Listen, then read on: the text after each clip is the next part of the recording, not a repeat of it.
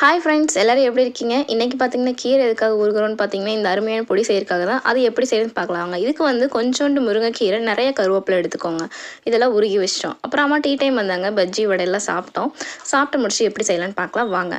First வந்து வடச்சட்டியில் கொஞ்சமாக oil விட்டுக்கலாம். ஆயில் விட்டாலும் ஓகே, விடலைனாலும் ஓகே. அதில் வந்து வேர்க்கடலை, கடலைப்பருப்பு, உளுந்து, 10 வரமிளகா, 6 பல் பூண்டு இதெல்லாம் போட்டு நல்லா பொன்னிறமாக வர வரை வறுத்து ஓரமாக வச்சுக்கோங்க, ஆற வச்சுக்கோங்க. அப்புறம் ஒரு வடச்சட்டியில் பெருங்காயம் போட்டு அது முடிச்சக்கப்புறம் சீரகம், அப்புறம் மிளகு இதையும் போட்டு வறுத்து அதில் போட்டுருங்க. அதுக்கப்புறம் பார்த்தீங்கன்னா அதில் வந்துட்டு நம்ம கருவேப்பிலை, முருங்கைக்கீரை உருக்கி வச்சோம் இல்லையா, அதை உள்ளே போட்டு கொஞ்சம் நல்லா சூடானதுக்கப்புறம் அதை எடுத்து வச்சுருக்கோங்க.